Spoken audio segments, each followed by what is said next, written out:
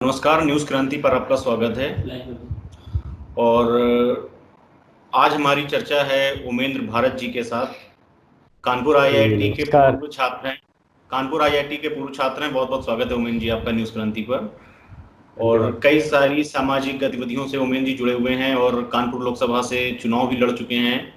तो आज जो हमारी चर्चा का विषय है वो इस मुद्दे पर है कि कोरोना संकट के बीच जो मजदूरों का विस्थापन हो रहा है, अपने अपने राज्यों में मजदूर वापस जा रहे हैं, और साथ में जी जी। आर्थिक सामाजिक ढांचे पर कोरोना का क्या असर पड़ेगा, कोरोना किस तरीके हमारे समाज के ढांचे को, बुनियादी ढांचे को बदल रहा है। तो इस पर आज हमारी चर्चा है। तो उमेन जी, चर्चा की शुरुआत करते हैं। पहला प्रश्न मेरा आपसे ये होगा कि कोरोना जो वैश्विक स्तर पर, एक ग्लोबल लेवल पर जो फैल चुका है, इसमें चाइना की भूमिका को आप कहां तक देखते हैं? देखिए, कुल मिला के मैं इतना मानता हूं कि डेफिनेटली चाइना की एक बड़ी भूमिका है। चाइना इसको कह सकता है कि हमारी इसमें प्रत्यक्ष भूमिका नहीं है। फिलहाल हम इतना जरूर कह सकते हैं कि अप्रत्यक्ष भूमिका तो दिखाई देती है। कुछ भी हो, वुहान से ये कोरोना वायरस निकलता है। सोचने की बात यह है कि चाइना के वुहान से वो जो वायरस निकला, वो बीजिंग तक ठीक से नहीं पहुंच पाया। वो उनकी जो दूसरी आर्थिक गतिविधियों वाले क्षेत्र थे वहां पे नहीं पहुंच पाया, संघाई तक नहीं पहुंच पाया। लेकिन वो इटली पहुंच जाता है, वो अमेरिका पहुंच जाता है, वो इंडिया घूम के फिर वापस इंडिया भी आ जाता है।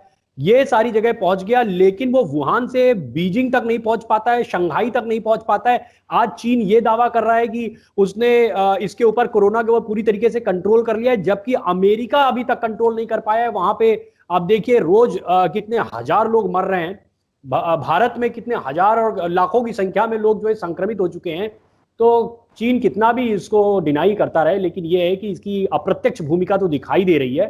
और दुनिया के बहुत सारे ऐसे जो खोजी पत्रकार हैं, साथ में एजेंसीज हैं, वो सब लगे हुए हैं इस बात का प्रमाण ढूंढने में कि क्या चीन ने जानबूझ के इसको दुनिया में एक बायो वीपन के रूप में यूज किया है, या फिर ये गलती से हुआ है। इसकी खोजबीन जारी है, देखा जाएगा क्या होता है, तो समय बताएगा। तो उमेन जी, जो कोरोना विश्व में पूरे ग्लोबल लेवल पर एक फैला हुआ है, तो इसको आप अमेरिका, चाइना या जो यूरोपियन और कंट्रीज के बीच में एक ट्रेड वॉर, एक बिजनेस वॉर चलता था, उसको उस लिहाज से भी देखा जा सकता है, या कोरोना के बाद जो विश्व का इकोनॉमिक सिनेरियो है उसको किस तरीके से आप देखते हैं फ्यूचर में?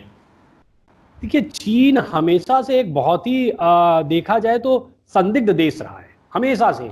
और एक ये तो दिखाई दे रहा था पिछले 1 डेढ़ साल से अमेरिका और चीन के बीच में एक ट्रेड वॉर चल रहा था। अमेरिका अपने यहाँ मैन्युफैक्चरिंग, मतलब चीन की जो मैन्युफैक्चरिंग थी उसको डिसहार्टन कर रहा था, अपने यहाँ मैन्युफैक्चरिंग बढ़ाना चाह रहा था। और इसको लेकर के पूरे विश्व में, खासतौर पे पश्चिम के जो देश हैं, वो लोग चीन को बाइकआउट करने में लगे हुए थे और उसका कोई ना कोई अल्टरनेटिव ढूंढने में लगे हुए थे। चीन अपना वर्चस्व स्थापित करना चाहता है पूरे विश्व में, अपने आप को महाशक्ति के रूप में स्थापित करते हुए देखना चाहता है। तो चीन भी इसमें लगा हुआ था। अब ऐसा जो दिखाई दे रहा है, जो सरकमस्टांशियल एविडेंसेस दिखाई दे रहे हैं, उनके आधार पर अगर हम बात करें, जो वर्तमान में चीजें दिख रही हैं, उसके आधार पर दिखता है कि चीन ने, हो सकता है कि एक बड़ी चाल चली कि अगर हम ये बायो वेपन यूज करते हैं, जिससे कि चीन को थोड़ा नुकसान हुआ। आप समझिए, चीन ने पहले खुद को नुकसान किया है, पहले खुद को थोड़ा नुकसान किया है, और इसके बाद इससे जो है यूरोप के देश जो है वो प्रभावित हुए। अमेरिका बुरी तरीके से प्रभावित हो गया। आज स्थिति यह है कि ये जितनी वेस्ट की कंट्रीज हैं, ये सब अपने आप को बचाने में लगे हुए हैं कि हम किसी तरीके से रिवाइव कर पाए। और दूसरी तरफ चीन क्या कर रहा है? चीन मैन्युफैक्चरिंग कर रहा है। चीन जो है जो पीपीई किट्स हैं, जो दूसरे मेडिकल इक्विपमेंट्स हैं, वो दुनिया को बेचने में लगा हुआ है।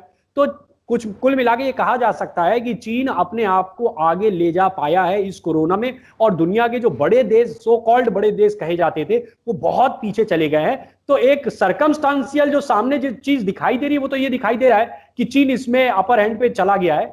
लेकिन इसका खामियाजा चीन को भुगतना पड़ सकता है अगर पश्चिम के देशों ने इसका प्रमाण ढूंढ लिया कि चीन ने ये जानबूझ के किया था। तो इसका काफी कुछ खामियाजा चीन को भुगतना पड़ सकता है।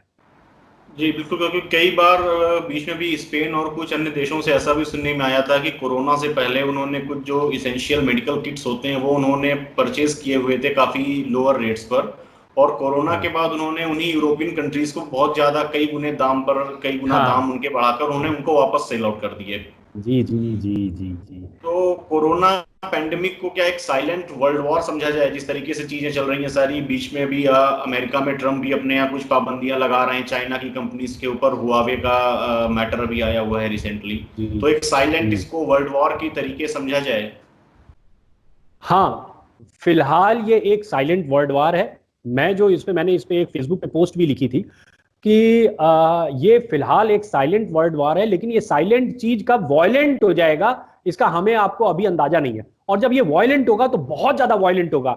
अभी तो आप एक चीज कह ही सकते हैं कि डेफिनेटली ये एक साइलेंट वर्ल्ड वार है। द्वितीय द्वितीय विश्व युद्ध के बाद जो सेकेंड वर्ल्ड वॉर हुआ था, उसके बाद पहली बार एक ऐसी स्थिति ने जन्म लिया है जब पूरा विश्व एक साथ किसी एक चीज से लड़ाई लड़ रहा है, जिसमें मिसाइलें नहीं दागी जा रही हैं, लेकिन पूरा विश्व घरों के अंदर बैठा हुआ है। ये केवल विश्व युद्ध के समय हुआ करता था कि जब पूरा विश्व जो है वो कहीं अपने आप को सुरक्षित घरों के अंदर या फिर जो बैरक हैं बैरकों के अंदर लोग घुस जाया करते थे। आज स्थिति यह है कि लोग अपने घरों के अंदर घुसे हुए हैं और अपने आप को सुरक्षित करने की कोशिश कर रहे हैं।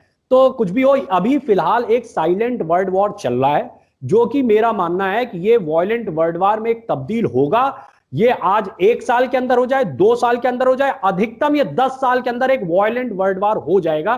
क्योंकि जिस तरीके से चीन पूरे विश्व को एक चुनौती दे रहा है, बार बार अलग अलग तरीके से चुनौती दे रहा है, डब्ल्यूएचओ के लोगों को अपने साथ मिला लेता है, डब्ल्यूएचओ भी सही जानकारी नहीं दे रहा है। जब डब्ल्यूएचओ पहले एक जानकारी देता रहा कि ये मैन टू मैन ट्रांसफर नहीं होता है, और बाद में पता चला कि ये मैन, जब डब्ल्यूएचओ को ये चीज कंफर्म नहीं थी तो डब्ल्यूएचओ को इस पे कमेंट नहीं करना चाहिए था। उन्होंने पहले कह दिया कि कोरोना एक ऐसी बीमारी नहीं है कि जो कि मैन टू मैन जा सकती है।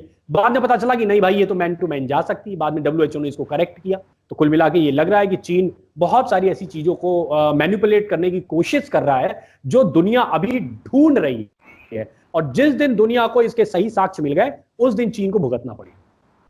बिल्कुल। और डब्ल्यूएचओ का ये एक रवैया भी समझ में नहीं आ रहा था कि उन्होंने फ्लाइट्स के लिए भी पहले बोला कि कोई रोक लगाने की जरूरत नहीं है, उसके बाद कई 2-3-4 महीने बाद जब कई सारे यूरोपियन कंट्रीज में ये फैल गया कोरोना, उसके बाद उन्होंने बोला कि नहीं भाई, फ्लाइट्स को भी हमको स्टॉप करना चाहिए। तो उनका रवैया भी एक संदिग्ध तरीके से ही देखा जा रहा है बहुत फिलहाल। डाउटफुल है कि डब्ल्यूएचओ ने जो अपना रोल प्ले करना चाहिए, जिसे वर्ल्ड हेल्थ ऑर्गेनाइजेशन कहते हैं, उसने सीएचओ का रोल प्ले किया, चाइनीज हेल्थ ऑर्गेनाइजेशन का रोल प्ले कर दिया, ना कि वर्ल्ड हेल्थ ऑर्गेनाइजेशन। उन्होंने केवल चाइना के इकोनॉमिक हेल्थ को ध्यान में रख के निर्णय लिए हैं, ना कि दुनिया की हेल्थ को ध्यान में रख के, जिससे दुनिया को बहुत नुकसान हुआ है।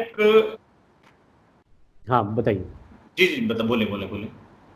तो मैं वही कहना चाह रहा था कि डब्ल्यूएचओ की जो गलतियां रही, उन गलतियों का नुकसान पूरी दुनिया को उठाना पड़ा है। आज समझिए कि भारत जैसे देश, भारत फिर भी ठीक है, आज अब अफ्रीकन देशों में चले जाइए जहां पे खाने की दिक्कत है, वहां पे आप समझिए अगर लॉकडाउन कर देंगे तो कैसे लोग जिएंगे। पाकिस्तान ने पहले ही हाथ खड़ा कर दिया है कि हम लॉकडाउन नहीं कर सकते। भारत तो फिर भी आज 2 महीने से लॉकडाउन करके अपने मजदूरों को भी खाना खिला रहा है, अपने किसानों को भी खाना खिला रहा है, सबको आज जो है कोशिश कर रहा है कि ठीक से रख पाए। बहुत से देश नहीं कर सकते हैं, और उनको ये बहुत भारी पड़ा, ये कोरोना का पूरा जो आक्रमण रहा। ओमेन जी, एक अगर कोरोना का एक एनालिसिस व्यू के हिसाब से अगर हम उसको देखें तो क्या लगता है कि यूरोप के कंपैरिजन में एशिया महाद्वीप में जो कोरोना फैला हुआ है, तो इसमें कुछ डिफरेंस दिखाई देता है? क्योंकि यूरोप में इतने सारे के सारे समृद्धशाली देश हैं, वर्ल्ड में हर चीज में, इकोनॉमिक लेवल पर हो गया, हेल्थ के लेवल पर हो गया, तो सारे जो टॉप 5 में, टॉप 10 में जो कंट्रीज आते हैं, वहां पर कोरोना को लेकर बहुत ज्यादा हालत खराब है। जो केसेस हैं वो भी बहुत ज्यादा लाखों की तादाद में मिल रहे हैं। अमेरिका जो सुपर पावर है, वहां पर तो 15-20 लाख के आसपास केस हो गए हैं, 1 लाख के करीब वहां पे मौत होने जा रही है। जबकि एशिया में अगर चाइना को छोड़ दिया जाए, जो हब है कोरोना का, चाइना को छोड़ने के अलावा अगर बाकी सारे देश अगर हम देखते हैं एशिया के अंदर, तो वहां पर इतने ज्यादा हालात खराब नहीं दिख रहे हैं। तो इसको किस तरीके से आप देखते हैं कि दोनों एशिया और यूरोप में जो महामारी है, दोनों के लक्षणों में कुछ फर्क है, या किस तरीके से आप इसको देखते हैं?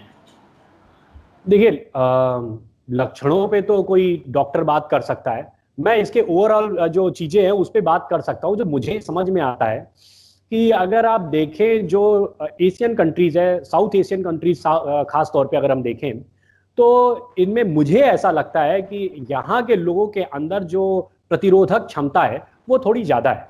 जो अमेरिकन कंट्रीज हैं, यूरोपियन कंट्रीज हैं, उनकी अगर हम बात करें तो वहाँ पे ठंडे देश हैं, वहां पे जो है पॉपुलेशन डेंसिटी बहुत कम है। अमेरिका की अगर हम बात करें तो पॉपुलेशन डेंसिटी केवल 36 पर्सन पर स्क्वायर किलोमीटर होता है। अगर इंडिया में बात करें तो 406 पर्सन पर स्क्वायर किलोमीटर में लोग रहते हैं।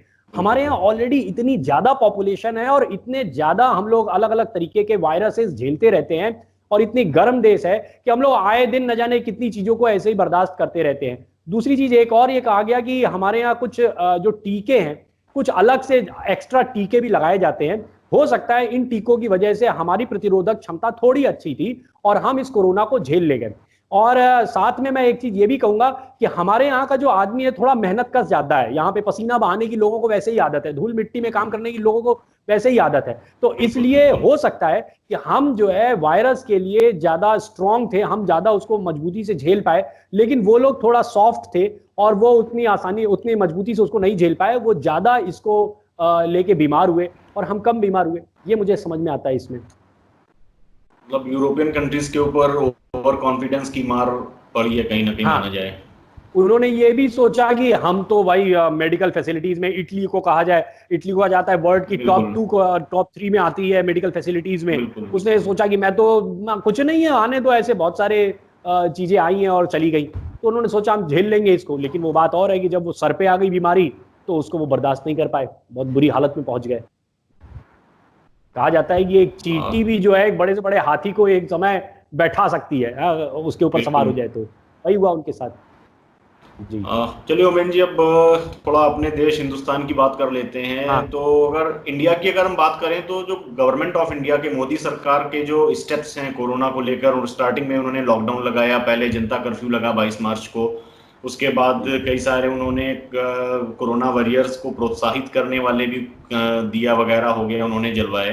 तो जो अगर हम देखें कि इंडिया के अंदर, भारत के अंदर कोरोना कितना अपने आप को फैलाने में नाकाम साबित हुआ है, और साथ में जो गवर्नमेंट ऑफ इंडिया के मोदी सरकार के जो एफर्ट्स हैं उनके प्रयास कितने सार्थक साबित हुए हैं इस महामारी को रोकने में? देखिए, पहली बात तो भारत का पहला जो केस मिला था कोरोना को लेके वो 30 जनवरी को मिला था केरल में, और वो बंदा भी जो है वुहान यूनिवर्सिटी से आया था। फिर इसके बाद भारत में अगर आप देखें तो 6 मार्च को, बल्कि मैं ये कहूं अगर आप देखें तो 30 जनवरी को ही वो डेट थी कि 30 जनवरी को अमेरिका का 5वां 6ठा केस मिला था। दूसरी कंट्रीज को अगर इटली का देखें तो उसका भी दूसरा तीसरा केस मिला था। मतलब हम ये कह सकते हैं कि 30 जनवरी को यूरोपियन कंट्रीज और इंडिया सब लगभग साथ साथ खड़े थे। फिर इसके बाद जो है ये पेंडेमिक बढ़ना चालू होता है।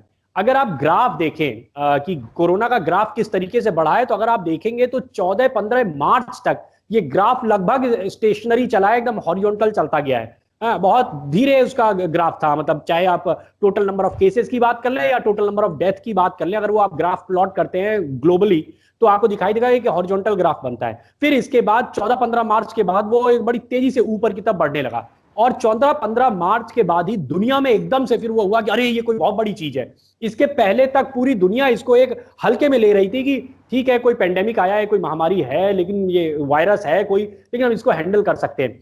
15 मार्च वो डेट है जिसके बाद ये ग्राफ बहुत तेजी से शूट किया है, और उसके अगले 3-4 दिन के अंदर पूरे विश्व में इसको लेके घबराहट चालू हुई। इंडिया की अगर बात की जाए तो इंडिया ने 6 मार्च को पहली बार, आपको याद हो, पूरे भारत के जितने भी मोबाइल टेलीफोन थे सबका जो है रिंग बैक टोन, जो है जिसे रिंग टोन कहते हैं, उसको चेंज किया गया। और उसकी जगह पे, चूंकि जब तक लोग अवेयर्ड नहीं होंगे, भारत एक बहुत विकसित राष्ट्र नहीं है, सबसे पहला काम था कि यहाँ की जनता को, लोग मान ही नहीं रहे थे कि भैया ये वायरस है, इससे तुम्हें दिक्कत हो सकती है, भैया घर में रहो, सोशल डिस्टेंसिंग मेंटेन करनी है, हाथ धोना है, अपने आप को जो है क्लीन रखना है। ये सारी चीजें लोग पहले जब तक एजुकेट नहीं होंगे तब तक आप भारत को लॉकडाउन नहीं कर सकते थे। इसलिए 6 मार्च से पहली बार ये पहले रिंग बैक टोन स्टार्ट किया गया। फिर इसके बाद अलग अलग जो आप कह सकते हैं सोशल मीडिया के या फिर फिल्म स्टार्स थे, उनके माध्यम से लोगों को अवेयर करने की कोशिश की गई कि भैया कोई बड़ा वायरस आ रहा है। और 22 मार्च से फिर इसको आपने देखा ही कि किस तरीके से बड़े अच्छे तरीके से सरकार ने पहले जनता कर्फ्यू लगाया ताकि लोग स्वतः पहले तैयार हों। पहले लोगों को स्वतः तैयार करना, भारत एक वो देश है यहाँ पे उत्सव ही मनाना पड़ता है तब इंसान समझता है। तो उन्होंने जो सोशल मीडिया के माध्यम से उन्होंने ये किया कि लोगों को अवेयर किया।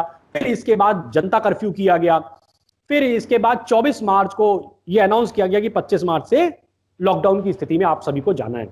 और मुझे लगता है कि हमने अभी तक इस युद्ध को ठीक ठाक लड़ा है। मैं ये नहीं कहता हूँ कि आज भी हम 1 लाख के ऊपर हमारे पास केसेस हैं, लेकिन फिर भी मैं ये कहूँगा कि कंपेयर किया जाए, क्योंकि पूरी दुनिया में ना अभी इसकी कोई दवा है, ना पूरी दुनिया में इसका कोई टीका है। बावजूद इसके अगर हमें लड़ना है तो हमें केवल सोशल डिस्टेंसिंग से ही लड़ना था, और हमने ठीक ठाक जो है ये लड़ाई लड़ी है अभी तक, और आगे भी मुझे लगता है कि हम ठीक लड़ेंगे। उमेन जी, अगर इकोनॉमिक लेवल पर इंडिया के अगर हम इकोनॉमिक लेवल के ऊपर बात करें तो करीब 2 महीने के आसपास हो गया है। 22 मार्च से लागू हुआ था लॉकडाउन, और 22 मई 2 महीने हो गए, और अभी 31 मई तक ये जाना है। तो लगभग 65 से 68 दिन का जो लॉकडाउन होगा, इस बीच में कई सारे जो प्रोफेशनल्स हैं उनकी जॉब गई है या उनकी सैलरी माइनस हुई है। तो ऑब्वियसली इनका जो परचेजिंग पावर है, जो बाइंग पावर है एक मिडिल क्लास सेगमेंट का, वो उसमें कमी आई है। और जो फैक्ट्रीज बंद रही, प्रोडक्शन वगैरह, तो कई सारी चीज़ों में ऊपर से नीचे जो भी सप्लाई चेन चलती है वो प्रभावित हुई है कोरोना और इस लॉकडाउन की वजह से। तो अगर हम आर्थिक स्तर पर बात करें तो कोरोना के बाद देश का जो इकोनॉमिक इंफ्रास्ट्रक्चर है, आर्थिक ढांचा है, उसको आप किस तरीके से देखते हैं? क्या क्या उसके ऊपर प्रभाव पड़ने वाले हैं, और कौन कौन से सेक्टर्स आपके हिसाब से ग्रोथ में नहीं आएंगे, किनको सबसे ज़्यादा प्रभाव होगा कोरोना के बाद? देखिए, मुझे लगता है कि अभी आईटी सेक्टर और बीपीओ सेक्टर पे ज़्यादा नुकसान नहीं पहुंचेगा, क्योंकि वो लोग वर्क फ्रॉम होम करते रहे हैं। जो मेन दिक्कत आएगी वो आई है मैन्युफैक्चरिंग, जो सेक्टर है, मैन्युफैक्चरिंग सेक्टर पे डेफिनेटली बड़ी दिक्कत आने वाली है। और वो इसलिए क्योंकि 2 महीने तक अगर कोई चीज़ भाई कंजम्पशन ही नहीं हुआ, लोग घर में अगर खरीद रहे थे, आप देखिए जो एंड यूज़र क्या खरीद रहा था? वो सब्जी खरीद रहा था, वो फल खरीद रहा था, वो अनाज खरीद रहा था। इसके अलावा बहुत कम चीज़ें हैं जो कि एंड यूज़र खरीद रहा था। इसलिए मैन्युफैक्चरिंग सेक्टर को सबसे ज़्यादा नुकसान पहुंचने वाला है। दूसरी चीज़ आपने देखा ही होगा कि किस तरीके से जो मजदूर हैं, बड़ी बड़ी जो मेट्रो सिटीज़ हैं, जो हमारी आर्थिक राजधानी कही जाती है, जहाँ पे बहुत सारा मैन्युफैक्चरिंग वर्क हो रहा था, उन जगहों से लेबर जो है वो माइग्रेट करके यूपी, बिहार और दूसरे राज्यों में अपने जहाँ का था वहाँ माइग्रेट कर गया।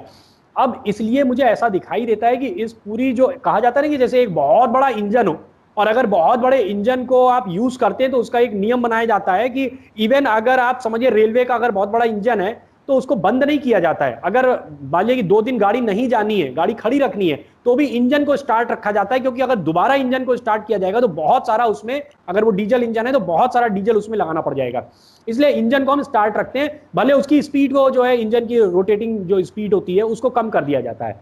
यहां पे स्थिति ये हुई कि हमने 65-68 दिन के लिए पूरे इंजन को, जो इकोनॉमी का इंजन होता है, उसको पूरा रोक दिया है। No manufacturing was there in so many industries. तो इसलिए क्या होगा, अब इसको रीस्टार्ट करना है। तो मुझे लगता है कि अगर अभी 31 मई को भी अगर लॉकडाउन खोल दिया जाए, जो कि अभी मुश्किल लग रहा है, शायद 31 मई को भी ना खोल पाए, अगर फिर भी खुल जाता है, इसके बावजूद इसको पटरी में लाने में अगले कम से कम 3 से 4 महीने लगेंगे। वो भी तब जबकि लेबर उन इंडस्ट्रीज को प्रॉपरली मिल जाए, क्योंकि लेबर अब अपने गांव आ चुकी है। अब लेबर जो आ चुकी है उसको वापस जाने में मुझे नहीं लगता है कि वो इतनी आसानी से विलिंगफुल होंगे कि वो अब फिर से वहां पे जाएं और जल्दी से ज्वाइन कर लें, क्योंकि उन्हें बहुत कष्ट भुगतने पड़े हैं इस बीच में। लेबर क्राइसिस की आपने बात करी ओमेन जी, तो अगला सवाल भी हमारा लेबर क्राइसिस को ही लेकर है। तो अगर लेबर मजदूर वर्ग के ऊपर अगर हम बात करें तो मेट्रो सिटीज के लिए क्या लग रहा है? सारे बड़े बड़े शहरों से लेबर अपने गांव में, अपने शहरों में वापस जा चुके हैं। तो क्या मेट्रो सिटीज के लिए एक लेबर क्राइसिस आने वाली है? इनके यहाँ जो मैन्युफैक्चरिंग है, फैक्ट्रीज लगी हुई हैं, काम करती हैं सारी, और जो स्टेट्स से गुजरात हो गया, महाराष्ट्र है, दिल्ली है, यहाँ से जो लेबर वापस आई है, तो क्या राज्यों के पास इतने संसाधन नहीं थे कि उन लेबर्स के लिए वो लोग देखभाल कर सकते, उनके खाने पीने का इंतजाम किया जा सकता? मुझे लगता है कहीं ना कहीं इस पे राजनीति भी हुई है। अगर आप देखें, मेनली जो लेबर आया है, वो लेबर जो आई है वो कहाँ से आई है? मैं यूपी का रहने वाला हूँ, जो मैं समझ पा रहा हूँ, ज़्यादातर लेबर आई है महाराष्ट्र से आई है, दिल्ली से आई है, क्योंकि यही मेन आर्थिक केंद्र थे भारत के। तो अगर यहाँ से आ रही है, मुझे लगता है कहीं ना कहीं पीछे से एक राजनीति भी चल रही थी। लोगों ने, आप देखिए प्रियंका वाड्रा यहाँ पे आके 1000 बसें का वादा करने लगी कि मैं 1000 बसें यहाँ पे दूंगी, और वो राजनीति काफी दिन तक चली। अब मेरा सीधा सा सवाल है, अगर आपको बसें देनी ही थी तो जब ये महाराष्ट्र से, जहां पे कांग्रेस की सरकार है, वहां से जब लेबर चली तो आपको चाहिए था कि वहीं पे आप बस उसको मुहैया करा देती। आप यहाँ पे उत्तर प्रदेश के बॉर्डर पे आके यहाँ पे बस लेके नाटक करने की क्या जरूरत थी? आपने महाराष्ट्र में क्यों नहीं मुहैया कराया? दिल्ली में आपका घर है, दिल्ली में केजरीवाल की सरकार चल रही है, वो भी आपके ही साथ जुड़े रहते हैं अक्सर। तो वहां से अगर लेबर चल रही थी तो वहां से क्यों नहीं बस आपने मुहैया कराई? राजस्थान में आपने बस क्यों नहीं मुहैया कराई? अभी कोटा से जो बच्चे यूपी में आए थे, उन बच्चों के लिए भी पेमेंट यूपी सरकार ने किया, आपने फ्री में बस क्यों नहीं उपलब्ध करा दी? तो पूरा जो है इसके पीछे कहीं ना कहीं राजनीति भी चल रही थी, जो ये चाह रहे थे कि देश में एक वो दिखाया जाए कि बड़ी अस्थिरता चल रही है, बड़ा असंतोष चल रहा है, अनसेटिस्फैक्शन चल रहा है इस चीज को लेके, और इसलिए भी कुछ ना कुछ पीछे से राजनीति चल रही थी। लेकिन इसका खामियाजा हमारी इंडस्ट्री को भी भुगतना पड़ेगा और इन पॉलिटिकल पार्टीज को भी भुगतना पड़ेगा, जिन्होंने ये सब पीछे से बैकग्राउंड म्यूजिक बजाई है। तो क्या है कि अब ये तो मुझे दिखाई देता है, लेबर वहां से यहां आई है, अब लेबर कहीं मरी तो है नहीं, लेबर यहां पे आ गई है, और वो कल भी काम करके ही पैसा कमाती थी, आज भी काम करके ही पैसा कमाएगी। मुझे ऐसा लगता है कि उत्तर प्रदेश, बिहार, ये जो राज्य हैं, यहाँ की राज्य सरकारों के पास एक अपॉर्चुनिटी है, एक ऐसा अवसर मिला है इनको कि वो यहाँ पे ही रोजगार के ऐसे अवसर विकसित करें कि अब इनको यहाँ पे काम मिल सके और इनको वापस जाने की जरूरत ना पड़े। ओवरऑल अगर देखा जाए तो यहां पे मैन्युफैक्चरिंग यूनिट्स बढ़ सकती हैं। मुझे ऐसा दिखाई देता है कि उत्तर प्रदेश सरकार ने अगर सही से काम किया तो यूपी के अंदर मैन्युफैक्चरिंग सेक्टर में काफी बढ़ोतरी आपको दिखाई देगी। हाँ, इसका खामियाजा कहीं ना कहीं जिन मेट्रोज से ये लोग लौट के आए हैं, उन मेट्रोज की इंडस्ट्रीज को इसका खामियाजा भुगतना पड़ सकता है। हाँ, खैर ये तो अभी कुछ सुनने में भी आ रहा है कि चाइना में जो कुछ कंपनीज थी यूरोपियन मैन्युफैक्चरिंग में, इंफ्रास्ट्रक्चर में, तो उनके साथ योगी की सरकार की कुछ बातचीत चल भी रही है कि अपने प्लांट वगैरह मैन्युफैक्चरिंग यूनिट को यूपी में शिफ्ट करने को लेकर। खैर देखते हैं क्या होता है। उमेश जी, नहीं, इसका फायदा मिलेगा, क्योंकि अभी आप अगर देखें तो पूरा यूरोप और अमेरिका चीन से आइटम खरीदना जो है डिसहार्टन करने वाला है, वो उससे व्यापार अपना घटाने वाला है। और अगर वो चीन से अपना व्यापार घटाएगा तो डेफिनेटली उसके पास अगर कोई विकल्प है तो केवल वो भारत बचता है, जहां से बड़े लेवल पे, मास लेवल पे उसको चीजें खरीदने को मिल सकती हैं। तो भारत के पास एक अच्छा अवसर है, एक अच्छी अपॉर्चुनिटी है कि अपने मैन्युफैक्चरिंग सेक्टर को बढ़ाए। इसलिए मैं कहूंगा कि जो प्रधानमंत्री मोदी जी ने एक बात अभी कही कि आप आत्मनिर्भर बनिए, कहने का मतलब है कि अपने एमएसएमई को, अपने लघु उद्योग को बढ़ाइए। अगर आप लघु उद्योग बढ़ाएंगे तभी आप जो है छोटी छोटी चीजें जो बनाते हैं, मोबाइल टेलीफोन के छोटे छोटे आइटम्स होते हैं, खिलौने होते हैं, बहुत सारे ऐसे आइटम हैं जो कि आप अपने यहाँ मैन्युफैक्चर कर सकते हैं। और अगर आप मैन्युफैक्चर करेंगे तभी तो आप दुनिया को सप्लाई करेंगे, दुनिया आपसे डिमांड करे, और आपके पास चीजें, माल तैयार ही नहीं है तो आप देंगे क्या? इसलिए आपके पास अच्छी अपॉर्चुनिटी है, इसको यहाँ पे डेवलप करना चाहिए। अभी करीब 8-10 दिन हुए हैं जो 20 लाख करोड़ के पैकेज की घोषणा प्रधानमंत्री नरेंद्र मोदी ने की थी, और उसके बाद जिस step by step 20 lakh crore को निर्मला सीतारमण ने डिस्ट्रीब्यूट किया, तो ये जो पैकेज दिया गया है इसको आप किस तरीके से देखते हैं? क्योंकि मोस्टली पार्ट तो इसमें सरकार ने लोन के रूप में ही दिया हुआ है, तो क्या ये बेहतर नहीं होता कि जो लोन्स चल रहे हैं ऑलरेडी ऑनगोइंग, जो भी लोन्स हैं इंडस्ट्रीज के ऊपर, उसमें कुछ उसमें ब्याज अगर माफी की कुछ सहूलियत मिल जाती, या इस टाइप से अगर कुछ डायरेक्ट बेनिफिट दिया जाता, तो ये 20 लाख करोड़ का जो आर्थिक पैकेज है इसको आप किस तरीके से इवेलुएट करते हैं? देखिए, मैंने जैसा कहा कि इंजन पूरी तरीके से रुक चुका है, इस इंजन को चलाना है। दो तरीके होते हैं, एक तो होता है डायरेक्ट बेनिफिट देना, हाँ, और जो बहुत गरीब व्यक्ति है उसको डायरेक्ट बेनिफिट कुछ दिया भी जा रहा है, किसी को 1000 रुपए, 2000 रुपए, 500 रुपए, इस तरीके से खातों में लोगों के डाले भी जा रहे हैं। लेकिन ये सही तरीका नहीं होता है। जैसे कि कांग्रेस की तरफ से भी राहुल गांधी कई बार कह चुके कि 7000 रुपए दे दो किसी को 8000 रुपए दे दो, वो कई इस तरीके के प्रस्ताव देते हैं। लेकिन ये इकोनॉमी को दोबारा रीस्टार्ट करने का तरीका नहीं है। किसी को पैसे दे देकर, सरकार के पास पैसा कहीं ऊपर से तो आ नहीं रहा है ना, जनता से ही पैसा लिया जाता है और उसको सर्कुलेट किया जाता है। तो आप ऐसा नहीं कर सकते हैं कि इनफाइनाइट टाइम के लिए आप लोगों के खातों में पैसे डालते रहें। आप यही कर सकते हैं कि जो बहुत, जिसके पास खाने की ही दिक्कत है उसको खाने के लिए सहूलियत दीजिए, और इसके बाद जो आपका पूरी जो आपकी अर्थव्यवस्था है इसको चलाने के लिए इसमें जो कंडीशन ऐसी बनाइए, ऐसे सिचुएशन ऐसी बनाइए कि ये जो इकोनॉमी का रुका हुआ पहिया है ये चलना चालू हो जाए। और इसके लिए सबसे इंपॉर्टेंट चीज होती है आपकी जो लघु उद्योग है उनको ठीक करना। और इसके लिए ही जो आप अगर देखें, पूरा जो 20 लाख करोड़ का पूरा जो पैकेज घोषित किया गया है, इसमें सबसे ज्यादा जो तवज्जो दी गई है वो दो सेक्टर को दी गई है, एक आपके एग्रीकल्चर को और दूसरा एमएसएमई को।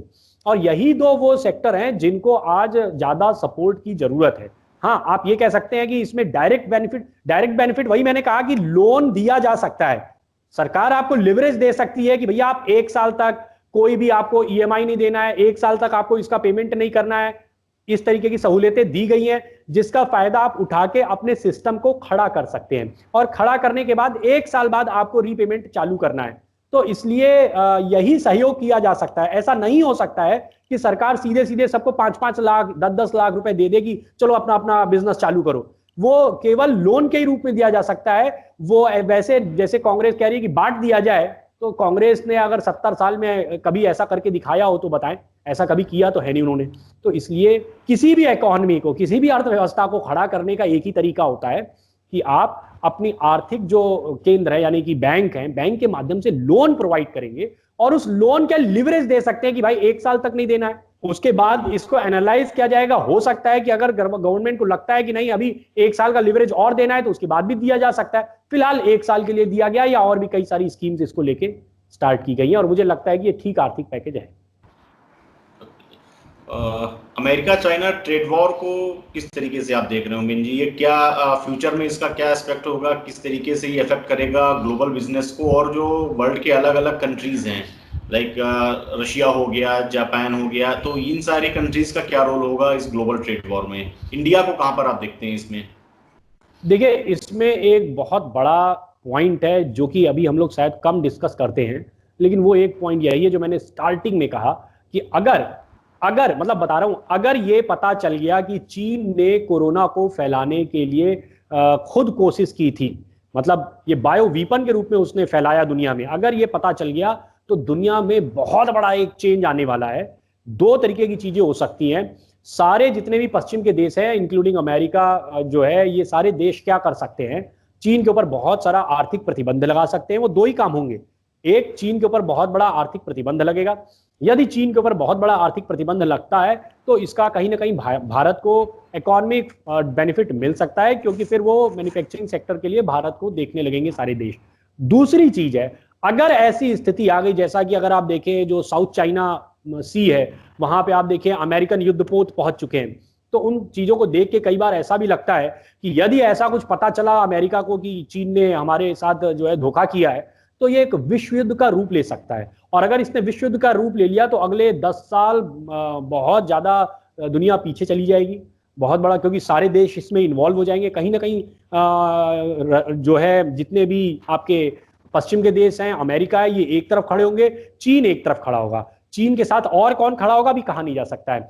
इंडिया की क्या पोजीशन होगी उसमें अभी कहा नहीं जा सकता है, क्योंकि इंडिया के रिश्ते अगर आप देखें तो रसिया से भी अच्छे हैं, और रसिया जो है उसके चीन से रिश्ते अच्छे हैं, फिर इसके बाद इंडिया के रिश्ते सभी से अच्छे हैं। तो इसलिए इंडिया कहां खड़ा होगा अभी कह नहीं सकते हैं। वो जैसी सिचुएशन होगी उस हिसाब से देखा जाएगा। लेकिन ओवरऑल अगर देखा जाए तो जो भी चाइना को अगर कुछ भी नुकसान पहुंचता है इस बीच में आर्थिक रूप से, उनकी मैन्युफैक्चरिंग जो यूनिट्स हैं उनके यहाँ पर वर्ल्ड की, यूरोपियन कंट्रीज की, तो उसका बेनिफिट कुछ लग रहा है कि इंडिया ले पाने में सफल होगा। हाँ, अगर इंडिया टाइम से, जो प्रधानमंत्री जी ने एक बात कही आत्मनिर्भर होना, अगर हम लोग आत्मनिर्भर हो पाए और हम लोगों ने मैन्युफैक्चरिंग सेक्टर में अच्छा काम कर लिया तो हम ये बेनिफिट ले पाएंगे। हमसे कोई डिमांड करे कि ये चीज सप्लाई करो और हमारे पास माल तैयार नहीं होगा तो हम क्या देंगे। इसलिए हम तभी तैयार हो पाएंगे जब हम अपने अपने आप को समय से तैयार करेंगे। तो जो ये आर्थिक पैकेज दिया गया, लोगों को एक राय दी गई, लोगों को एक गाइडलाइन दी गई कि भाई आप आत्मनिर्भर होने की तरफ आगे बढ़िए, कोई ना कोई छोटी छोटी यूनिट स्टार्ट करिए, कुछ भी बनाना चालू करिए, पंखा बनाना चालू करिए, छोटे छोटे आप आइटम्स होते हैं मोबाइल आइटम, उसको बनाना चालू करिए। बहुत सारी चीजें हो सकती है। अब उसको बनाएंगे तो फिर आप दुनिया में सरवाइव कर पाएंगे, नहीं तो नहीं कर पाएंगे। बिल्कुल। अब अपने आखिरी सवाल की ओर बढ़ते हैं उमेन जी, और आखिरी सवाल ये है हमारा कि कोरोना के बाद जो हमारे देश का एक सामाजिक ढांचा है वो उसमें कितनी तब्दीली आएगी और लोगों का बिहेवियर किस तरीके से बदलेगा? जैसे अब सोशल डिस्टेंसिंग है और मुझे ये लगता है कि ये करीब 6 महीने से लेके 1 साल तक लोग इसको अमल में रखेंगे, लोगों की एक जीवन शैली में एक आ जाएगा। और जो गैदरिंग काफ़ी बड़ी मात्रा में हुआ करती थी लोगों की, जगह जगह उत्सवों का देश है जैसा आपने कहा, तो उसमें कितना चेंजेस आएगा? लोग कितना उसको अवॉइड करेंगे इस तरीके से आना जाना सोशल गैदरिंग को, या अपने मतलब भर से ही आए जाएं, ट्रैवलिंग हो गई, गैर जरूरी जो भी यात्राएं हैं, इन सब चीज़ों को कितना अवॉइड करेंगे? इसको किस नज़रिए से आप देखते हैं? निश्चित रूप से इसमें बहुत चेंज आने वाला है।